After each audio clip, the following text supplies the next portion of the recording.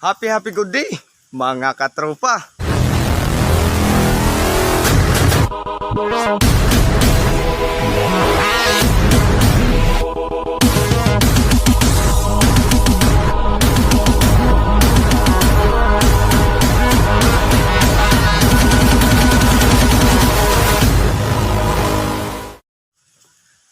Hunting na tayo sa araw na to, no?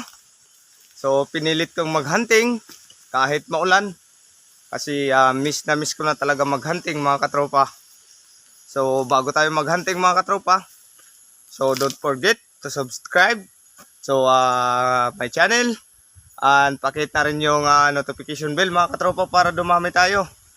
So andito na tayo sa spot. Doon tayo sa itaas maghunting mga katropa. Same pa rin yung dala natin, yung ating sakalam na pangati na si Boy Kulot. Andyan sa ating likod mga katropa, si Boy Kulot. So andito mga katropa, maya tatapos pa lang na pinagkuprasan dito sa ating area. So hindi ako lumayo mga katropa kasi may gagawin pa tayo. So gustong gusto ko lang talaga i-hunt si Boy Kulot kasi 6 days na siya, no, na bakante. So kung makikita nyo mga katropa, talagang pangit na pangit sa amin yung panahon. So makulimlim. Tingnan nyo mga katropa, oh.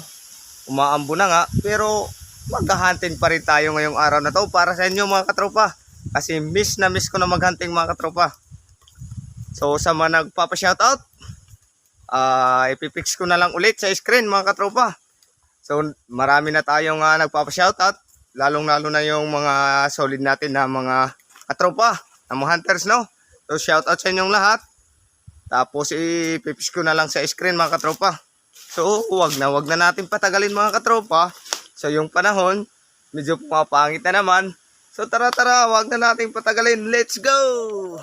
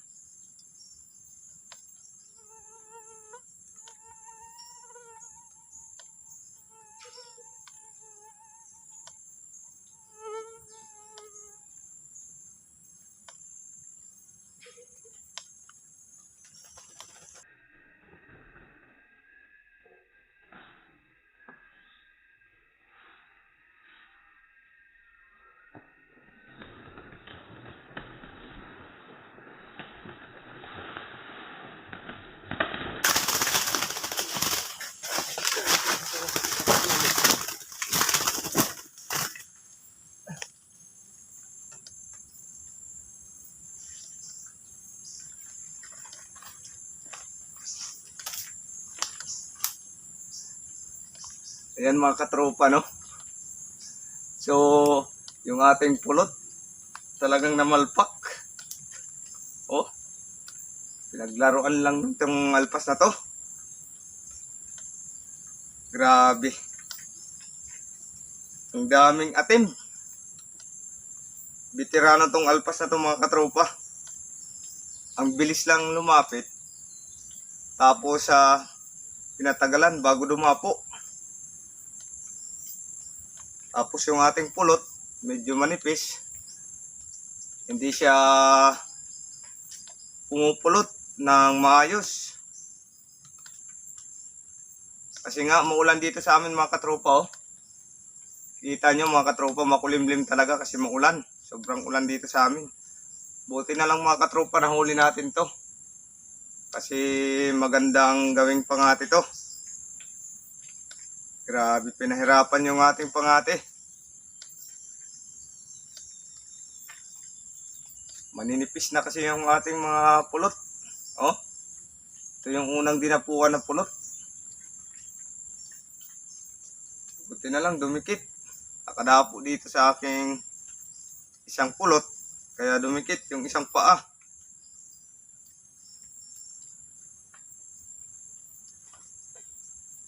Grabe oh mga katropa.